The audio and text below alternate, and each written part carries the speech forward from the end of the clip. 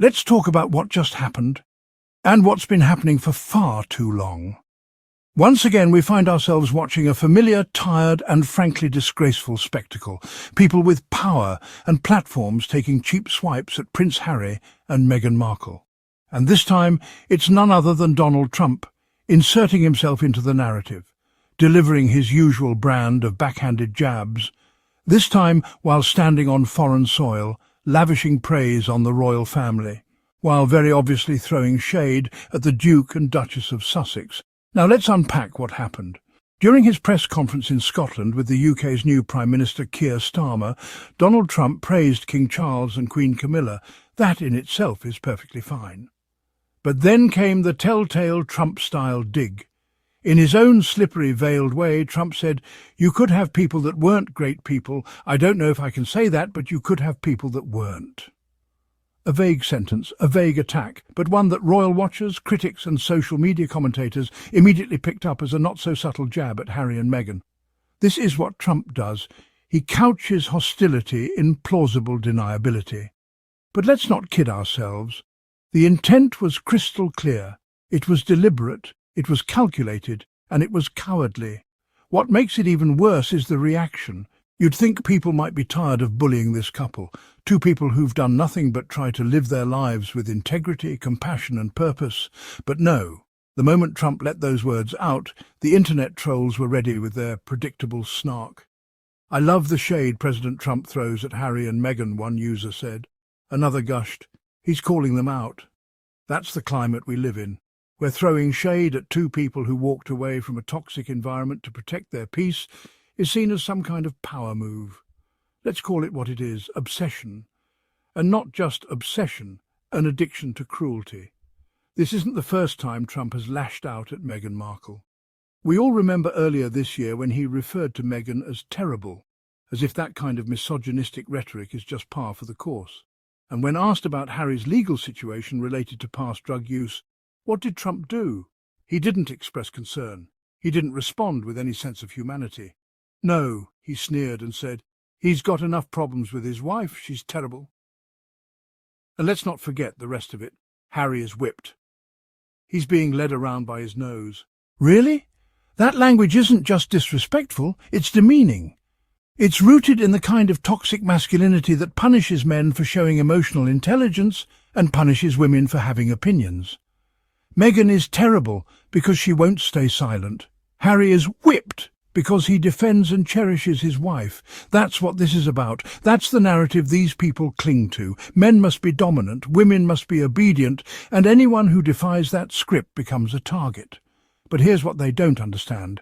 Harry and Meghan don't play by those rules. They never have. And that's what makes them dangerous to the status quo. That's what scares the establishment. That's why they're smeared. Now, let's be real. There's a long history here of Donald Trump inserting himself into royal matters, as if he's some kind of authority. Back in 2020, when Harry and Meghan announced they were stepping back as working royals, Trump tweeted that the US wouldn't pay for their security. No one asked him. No one needed his input. But Trump, desperate for attention, always finds a way to make it about him. This latest jab is just more of the same, bullying disguised as commentary. And yet, while Trump tries to position himself as some kind of saviour of the monarchy, let's not forget that Harry and Meghan have actually been working. They've been doing the real work. Mental health initiatives, veteran support, female empowerment, diversity, education, environmental advocacy, and above all, truth-telling. They are walking the walk, living their values. Meanwhile, Trump stands on a podium and throws verbal grenades for applause. But let me ask this. Why are people so eager to believe that Meghan and Harry are the problem?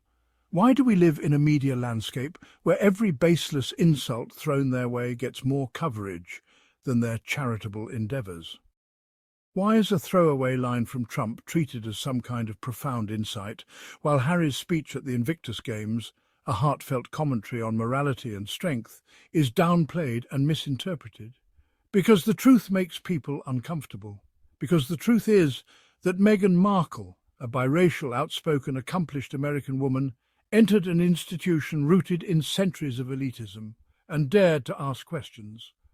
The truth is that Prince Harry saw the trauma and dysfunction that came from that same institution and said, "No more." They refused to be silent, they refused to be complicit, and they paid the price.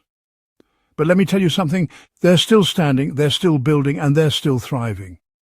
Now, let's not forget the people cheering this on, the online trolls, the right-wing media, the so-called royal experts who couldn't tell you the first thing about trauma, about interracial marriage, about what it means to escape toxic family dynamics. These are the people praising Donald Trump for taking digs at Harry and Meghan. But that tells you more about them than it does about the Sussexes. Their hate is loud because their fear is louder. They fear what Harry and Meghan represent, a future that's honest, inclusive, compassionate and unafraid of change. And that's why this channel, Royal Sussex Squad, exists, to push back, to speak truth, to celebrate Harry and Meghan for the trailblazers they are. Let's be honest here, the attacks will keep coming. The Donald Trumps of the world will keep flinging their rhetorical mud, but Harry and Meghan don't need their approval. They have something far more powerful. They have purpose, they have love, they have each other, and they have us. We see the strength it took for Harry to walk away from everything he knew. We see the courage it took for Meghan to survive relentless smear campaigns, racism, misogyny and lies. And still they rise.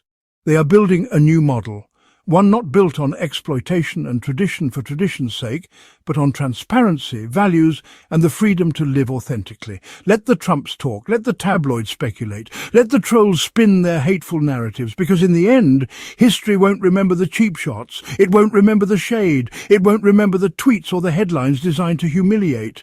History will remember who stood up, who spoke out, who loved boldly and lived authentically. That is the legacy of Harry and Meghan. So to our Royal Sussex Squad family, stay alert, stay loud. Keep calling out the hypocrisy. Keep celebrating the resilience of the Sussexes. And above all, continue supporting their mission. Because their story is not about drama, it's about determination. Their love is not a scandal, it's a revolution. And their journey is not a downfall, it's a rising. Donald Trump appears to take swipe at Meghan Markle and Prince Harry during his visit to the UK. The US president took a swipe at not great people outside the UK. Donald Trump appeared to take a swipe at Meghan Markle and Prince Harry during his UK trip. During his press conference with Prime Minister Keir Starmer in Scotland, the US president lavished praise on the royal family, including King Charles. However, Trump also took a swipe at not great people outside the UK, which many royal watchers believe to be a swipe at the Duke and Duchess of Sussex. The Prime Minister looked awkward but chose not to say anything in response. During the press conference, President Trump said, "Being with Charles, Camilla and everybody, I've got to know because of 4 years as president and now 6 months. I've got to know a lot of the family members. They are great people. They are really great people."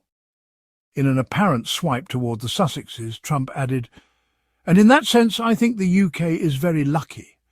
You could have people that weren't great people. I don't know if I can say that, but you could have people that weren't." One social media user said of Trump's words, "I love the shade President Trump throws at Prince Harry and Meghan Markle." Another wrote they were sure that Trump was calling them out. In February, Prince Harry appeared to make a sly dig at the US president after he called the Duchess of Sussex terrible. The Duke of Sussex used his speech at the opening ceremony of the Invictus Games in Canada to complain about weak moral character in the world. These comments were widely viewed as a dig at President Trump. Trump's terrible comment about Meghan was made after he was asked about Prince Harry's deportation amid the Duke of Sussex's historical drug use. "I don't want to do that. He's got enough problems with his wife. She's terrible," the president said. Trump has also previously said that he is not a fan of Meghan, claiming that Harry is whipped and is being led around by his nose. So if you believe in truth, justice, and standing by those who dare to challenge power, subscribe to this channel, hit that like button, and drop a super thanks if you believe in supporting the fight against misinformation and media bullying. Let's keep shining a light on what matters. Let's keep holding the powerful accountable, and let's never stop standing with Harry and Meghan. Until next time, this is Royal Sussex Squad, where we speak facts, We support truth, and we never back down.